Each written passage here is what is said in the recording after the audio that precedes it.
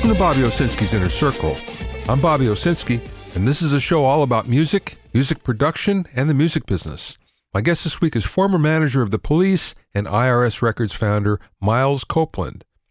But first of all, if you're a YouTube creator and have a YouTube channel, you probably got an email just this past week from YouTube. What was inside was their new terms of service, and buried in the middle was something that said, guess what? We're now going to put ads on every single video, whether you want that to happen or not. Now, up until this time, there's only two ways that a video could be monetized. Either you became part of the YouTube Partner Program, and what that meant is you had at least 4,000 viewer minutes in the last year, 1,000 channel subscribers, no copyright strikes, and an AdSense account. And then what would happen is you would be able to monetize a video or not. The other way, of course, is if you happen to use some copywritten material and the copyright owner found out, they could then place an ad on your video, whether you wanted that to happen or not. Well, now guess what? Every video is going to have ads on it. For many YouTube channel owners, many YouTube creators, they feel that they don't want advertising because it deteriorates the user experience. That may be true, but the fact of the matter is, now it's going to be on every single video, whether you like it or not. Now, why did YouTube do this? Well, the biggest reason is their ad rates are down about 50% since the beginning of the pandemic. So this is a way for them to make up the revenue by simply having more ads. The other thing is it does force people to subscribe because now it's easier to pay $9.99 a month and have no ads at all than it is to see the ads all the time. So we'll see how that works. Either way, you're better off to actually sign up for the partner program and at least make a little bit of money rather than having YouTube take it all.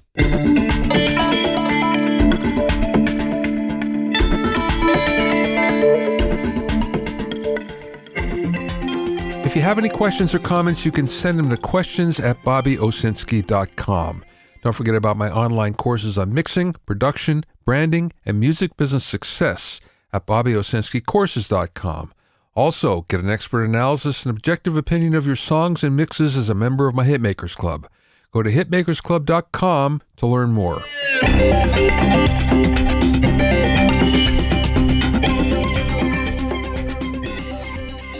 Now, if you're a Mac user, you've probably noticed that in the last week, Apple has come out with its brand new computers featuring what they call the M1 silicon chip. This is a system on a chip which makes everything a lot more efficient and therefore a whole lot faster. I just ordered one of these, but it won't arrive for at least a few weeks, but I'll give you a full report when it does come in. In the meantime, if you really looked at the specs, you saw that it includes several Thunderbolt 4 ports. And you may think, wait a second, what is this Thunderbolt 4? Well, if you've been a Mac user for a while, you don't have to worry so much about it because all it meant is Thunderbolt 3, Thunderbolt 4 are pretty much the same in that the entire feature set of Thunderbolt is included. However, if you're a PC user, this does make a difference because up until now, PCs were only using a little bit of the feature set of Thunderbolt. So you were never exactly sure if you were going to be able to get everything that's involved with it. Now, Thunderbolt, of course, has a high speed, but it also allows you to chain multiple Thunderbolt peripherals together, as well as a number of displays. What Thunderbolt 4 really means is the entire feature set is being used. So, for a Mac user, Thunderbolt 3, Thunderbolt 4, pretty much the same thing. For a PC user, Thunderbolt 4 means now you get the full package, as opposed to before when you didn't. Oh, but there is one more thing that you do get with Thunderbolt 4, and this is for Mac users as well. Up until now, one of the big problems and big complaints about Thunderbolt is there were no hubs, so you weren't able to expand your ports at all. This has now changed with Thunderbolt 4 because with the brand new operating system, OS 11 Big Sur, you're now able to incorporate a Thunderbolt hub as well, expanding all your ports. So that's the cool thing with Thunderbolt 4. So look for it on your next computer.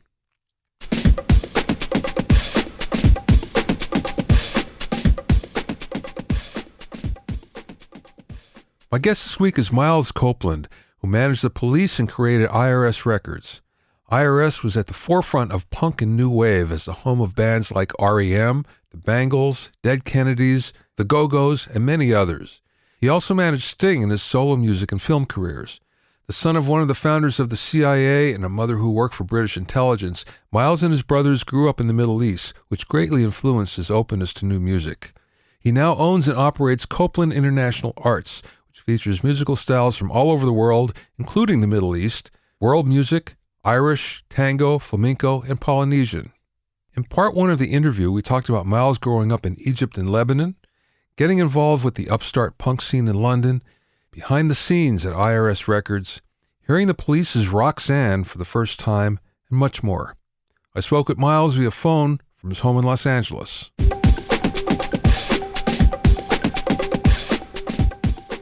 Were you aware of what your parents did for a living?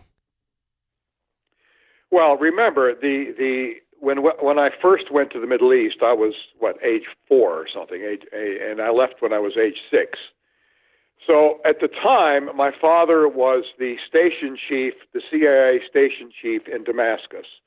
And at the time, there wasn't even an embassy there. It was one step below an embassy. It was called a legation. And he was the cultural attaché, which was his cover. But the reality was that and people always imagine that the CIA is some sort of, secretive thing, and that everybody that works for the CIA is some sort of spy or something. But that really isn't the case. The generals knew my father was working for the U.S. government, and that to them was an advantage, because a lot of these governments want the U.S. government to know what they're doing and what they're up to, because they don't want the U.S. government to make a mistake.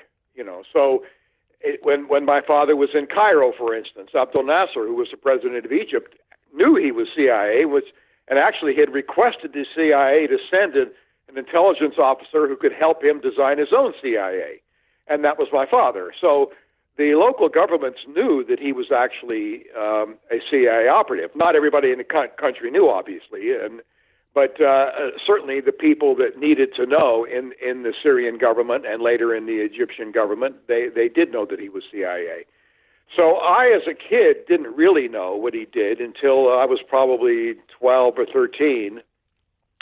And, by which time I knew he was something important in the U.S. government, because at our house in Cairo, for instance, the president of Egypt would come and visit every now and then. So, if the president of the country comes to visit you, then obviously your father must be somebody important. Although I was told at the time that he was helping the Egyptian cotton industry sort itself out. But it did expose me to a lot of the sort of the issues that he was dealing with, and that actually the leadership in the country was dealing with. Excuse me. I remember very vividly my father saying to me once that the vice president of Egypt, who at that time was called Zachary Mahadine, had complained that his people didn't want enough. And that might sound strange, but it was what he was saying was that when they increased wages, absenteeism went up. Because the average Egyptian was thinking, well, if it takes me, 20 pounds to live for a week, and I have to work 5 days to get the 20 pounds, I'll work 5 days. So if they raised his salary so that he could now earn that same 20 pounds in 4 days, he figured, well, I'm not going to show up the 5th day because I don't need that 20 pounds. So, in America and the West, we always imagine, you increase wages, you'll get more out of the people and all that. Well, in Egypt, it was absolutely the opposite was the problem, So I was dealing with certain things like that I sort of learned at a young age that, what we imagine happens in the West doesn't necessarily happen in some of these other countries. Well, you were young, as you said. Did the music make any impression on you? Well, at the time, as an American, you're very conscious, I think, maybe even more so than if you're an American growing up in, Des Moines, Iowa or something, okay? You're where everybody around you is an American, okay? They may be a different color than you, or they may be a different, they come from a different background than you, but basically they're all American, okay? when you're growing up in Egypt or Lebanon or Syria or some other country over there, you're very aware that you're an American and therefore you're different than almost everybody you see around you. So I think probably what affected me most was, I was exposed, for instance, to Arabic music, but I didn't really think a lot about it because I was an American kid. So I was interested in, Elvis Presley and Little Richard and, the Big Bopper and all those sort of, bands that were coming along, the Buddy Holly and whatever, and then later on, of course, it was the Beatles and whatever, So I think growing up overseas, as an American, you probably gravitate more to your country's music than you would necessarily do if you were growing up in, closer to America, and unless you weren't exposed to it, But I must have subliminally heard Arabic music every time I got into a taxi or I was walking down the street, So it was there in my head, but I was not I wasn't going and buying Arabic music and when I was young. It wasn't until I was in college and at the American University doing my MA degree in Beirut that I actually went to a couple of concerts where there were Arabic artists. And the reason I did that was because my best friend was the ambassador, the son of the Egyptian ambassador, and he was always invited to see Fairuz or one of Sabah or one of the famous Lebanese singers, and I would tag along and I'd say, what the hell, and so I would go off to one of these sites and I'd listen to a concert, but I never really thought a lot about it at the time. But I did get exposed to the music then, but I wasn't really an avid fan until much, much later. Well, I want to get into that, but let's go back first. How did you get into the music business? Well, it's sort of a long, convoluted story, but it was basically, here I was in doing my MA degree at the American University of Beirut, and my youngest brother, Stuart, who later on became the drummer of the Police, shows up, and he, for some reason, got into drums. And he came to visit me with my mother in Christmas of 1967. And the local American group at the high school got themselves a gig at the university, and their drummer had gone home for Christmas, so they were drummerless. So they asked Stuart if he could sit in with them. And, of course, Stuart invited me to see the show, and I went with my friend, who was the Egyptian ambassador's son. We went to see this little group playing in this little nightclub thing where they got a gig, And there was my little brother playing drums up there. And so something must have hit me, and the idea that, maybe I could be closer to music other than just sort of a fan buying the records, Well, a number of months went by, and that group came to see me again. This time their drummer had returned, and my brother Stuart had gone back to London. And they came and see me, and they said, look, they got a gig at the university, and they wanted to do something special, and would I help them?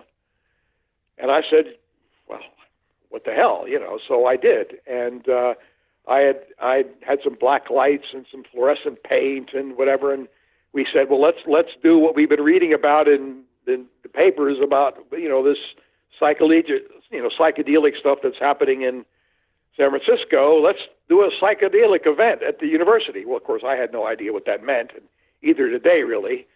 But we passed around, the fluorescent paint, and next thing we knew, the kids all got crazy, and it was a lot of fun. And then the group said, well, we want you to help us at every other gig we do, And then Lebanese promoter, how he heard about me, I have no idea, but I guess he heard about this concert, and he came to see me and said, well, I'm bringing a British group, would you come and help me and put on a show, And so I said, well, what the hell?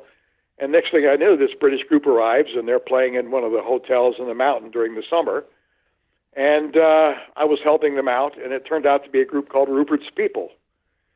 And this was in '69, and then when I finally graduated, I went to London, and when I went through London, they came to see me and said, well, we want you to be our manager. I was like, what are you talking about? I have no idea about music, And I was in Beirut, for Christ's sake. What do I know about the record business or the music business? They said, well, you helped us out, and we think you're the right kind of mentality, and you should do it. So, I cut a long story short, I said yes. But, of course, there was a little bit of an interim because I got drafted, reported for duty in Virginia, and was one of 2,000 who got rejected. And flew back to London and went into the music business. So it was literally a kind of a fluke, Did you win a promotion or as a manager? A manager. Ah. I went in and I was managing Rupert's people, but I said, look, guys, I really know nothing about the music business. So I need you guys to help me, educate me as to what it's all about. So their idea was, well, they'll take me around to some clubs and I'll meet, promoters of the clubs and I'll see what the scene is, basically, And when I went to this club that was not near, was fairly near the residence I was staying with my parents in London, I met a group which became Wishbone Ash, which was the first group I really managed because the Rupert's People guys all had jobs and they weren't really going to quit their job unless they had something definite. And what did I know, Whereas Wishbone they were already a professional group trying to make it happen, and all they needed was some help getting a guitar player because their guitar player quit. And I said, well, I'll help you. And they became my first official management group. So, basically it was something I'd never planned. I'd never thought about being a manager, until Rupert's People came to see me in London in 1969 and said, well, we think you should be a manager. And I had nothing else to do. And, I thought I was going to be in the Army for 2 years. So I had no plans. So it was basically, all right, what the hell? Why not? And next thing I knew, I was in the music business. Okay, so you're managing, and then you get into the record business as a label. What brought that on? Well, that happened a little later on, obviously. One of the things that happens when you're in the music business in one form, you tend to grow in, one of the first things you learn is, a group wants to get a record deal. So you make a record deal. Then they want to tour the USA. If they're a British group, they want to tour the USA. And so you start doing tours. And, so one thing tends to lead to another, leads to another. There have been a lot of managers who have ended up running record labels. The road managers become record label heads and, down the line. So, it's something where you kind of gravitate towards it. So at one point I was managing groups and of course I was trying to get them record deals. And it became obvious that, well, it's much easier to get a record deal if you're also the record company. So, once you've got a bit of some credibility and you've got a couple of successful groups or something, you can go to a label and say, well, I want to start a record label and they'll be interested in you because you seem to know what you're doing and maybe you can bring some acts in. And so I made a record deal with RCA in the beginning, and it ended up, later on with A&M, when I started IRS Records. But basically, I think in the music business, you sort of start at one end and you could end up in another end. I've seen road managers that become managers. I've seen people who are publicists become record company heads. I've seen, it's something where there is no actual training that you go to. You don't go to college to learn how to be in the record business. So, the record labels are looking for people who seem to have their finger on the pulse. And, this publicist seems like he knows what he's doing, or this manager or this agent, whatever. And, so if you decide, well, getting a record company is a good way to get your acts recorded, well, that seems to be an obvious way to go. Let's jump ahead to IRS. Did you form IRS specifically for the police? No. IRS, what actually happened was I did a major tour in England in 1975. It was kind of like Lollapalooza before Lollapalooza was invented. It was a festival tour because I had acts that were very good live, but they never really had hit records. So I figured the best way to make acts happen would be to let people see them live and build their base that way. And so I created this sort of a moving festival tour. Well, it was a financial nightmare. And I ended up basically losing everything. I almost went bankrupt. And the only thing that kept me from being bankrupt was going to everybody and saying, look, if you bankrupt me, I'll pay, you're going to get nothing. But if you give me a couple of years, I'll pay you half of what I owe you, and I won't go bankrupt. And everybody agreed. So it just so happened that at the same time as I was going through this horrible financial situation where I was literally, every act that I was working with pretty much left because I had no money anymore. But the punks were happening, and of course nobody paid attention to them. So the fact is they didn't have money either. And they were interested in somebody paying attention to them, and I had no money, and nobody was paying attention to me either, but I knew the business by that time, and so I kind of gravitated to work with some of these punk bands. And of course, it was the time of Sniffing Glue, the little fanzine, and then, you could put out your little single, and there was people would buy the single, so I started making singles. I did the Police single, I did the various groups I was working with, and I was putting these little singles out. So I started a whole bunch of record labels in England, really, which were little independent labels, and it was really fly by the seat of your pants, And I had intended to record the Police, and actually I made a deal with a studio that they said, look, for £1,000, we'll give you a month in the studio. So I decided that, what the hell, I'll record the Police. And when I went into the studio and I heard Roxanne, I realized that, this was something special. And even though the group didn't recognize the song as being special, I did. And I said, guys, this is a classic, and it's bigger than I can handle, and I'm going to take it to A&M Records. It was a company that I had got to know because I had signed Squeeze there. And I took the record to them and made a deal, and that started the ball rolling with the Police. And eventually,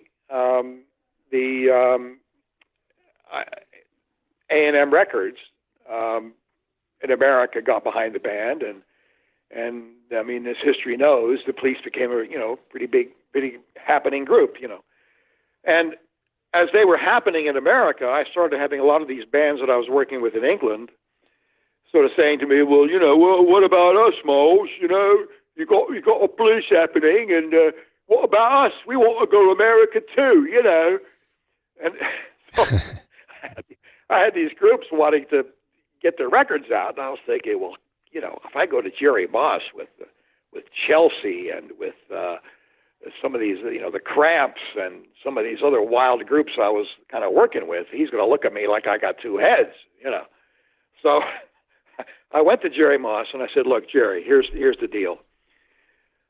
We're doing pretty well with the Police, okay? And I've got a lot of these other bands too that I was working with, with the Police back in England, and they want to get their records out in America too. But so let me give you a proposal. You give me a record label, okay, and you can decide. You can let your people decide how many records they press. They can go to the market. They can advise you. Look, only press one copy, or press 20,000 copies, whatever the number is. You guys decide. It's in your control, okay? And I don't need your money, so I'm going to give you those records for free, okay? But you have to put everyone out. So you have to go to you have to go to your salespeople, and they have to go out to the marketplace to see what they can sell, okay? Wow. But I'm not going to ask for your money. And at the time, of course, I already had a lot of these records recorded, so I didn't need the money. And also, there were a lot of British acts like the Buzzcocks and whatever who couldn't get a record deal in America. So if I went to them and I said, guys, I'll put your record out in America, but I'm not going to pay you in advance, or I'll pay you a very small advance, most of them went and said, well, if I get a record out in America, let's do it. So I managed to sign the Buzzcocks, I think, for $20,000 or something, Wow. A lot of other bands I got next to free, So Jerry says, well, sure, I'll give you a label, but let me listen to the records. And I said, that's the one thing you can't do. I'm not going to let you listen to the music, because I knew if he listened, he would say, well, forget it, because Jerry Moss listening to the Cramps, or Yeah. Chelsea, or the Models, or Cortinas, whatever. He's going to look at me like I'm crazy, So he said, well, okay, what the hell, And I think for him, the hook was that, well, I didn't need his money. His people could decide what they were going to press up, so they weren't going to press up records that they didn't think they could sell.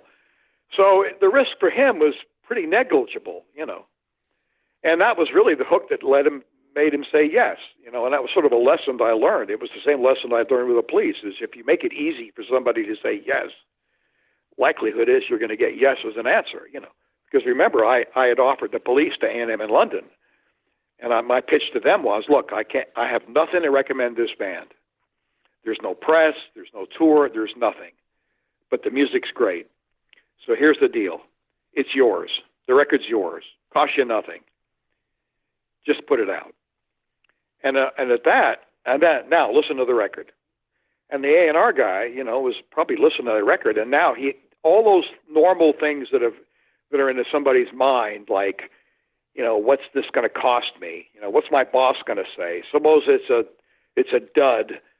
Is it going to eat up my budget that I've been given this year to be able to sign bands? If it's all the sort of things that are going to operate into somebody's head in terms of signing an act, if that's all eliminated, where the only thing left is the music, then I think that's probably the only record that guy ever listened to, that he was only listening to the music. And he liked the music, What's not to like? It was the Police, So I said, look, it's yours. You don't have to negotiate. Just give me the highest royalty that A&M pays.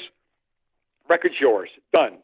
Deal's ready. It's yours, And so he went up to his boss and said, look, I got this free record, and it's pretty good, and what the hell? So that's how I got the Police deal, If I'd asked for money, I'm pretty sure he would have said no, Well, the same goes for Jerry Moss and IRS Records. If I'd asked for money, I think Jerry would have wisely said, well, no, because I got to take his hard-earned money that he earned from the Carpenters or Peter Frampton or whoever, and he was not going to give it to me to put into these nutty groups, Well, at least he would have thought they were nutty groups. I didn't, but he did. So that's how IRS started. It was basically under pressure from the British groups to get their records out in America, and as of course, when you start a label, the first thing that happens is other people start coming to you, and you start looking at American acts. And I quickly discovered that American acts couldn't get record deals in either. The Go Gos couldn't get a record deal, for instance. Yeah. So all of us, as IRS grew, we began to pick up American acts as well. Wall of Voodoo, Oingo Boingo.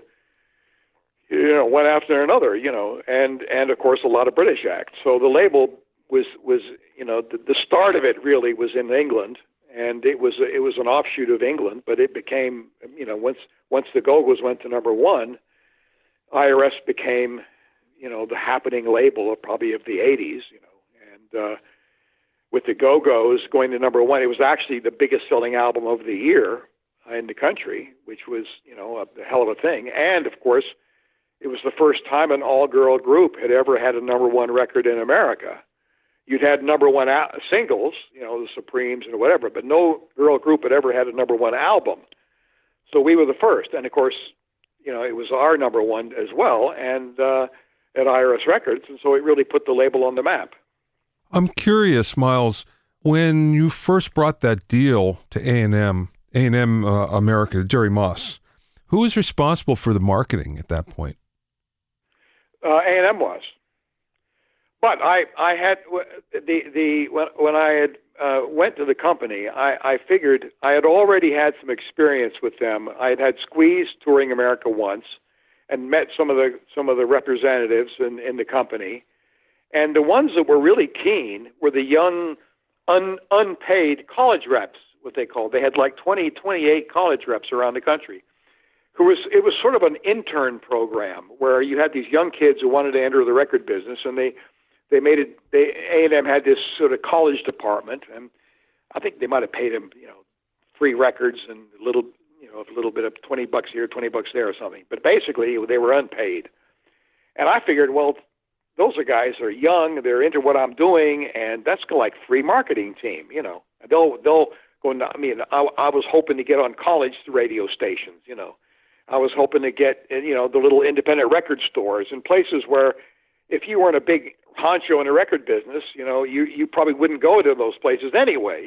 It would be the college kids that would do it. So I thought A&M had this great operation already that would help me, And some of their people were kind of intrigued with the whole punk thing, and they'd seen the Police doing well, and they were thinking, well, maybe some of these other things might do something, But most people wrote it off and thought it was pretty minimal, But I think about a month after I'd done the A&M deal, A&M closed the college department.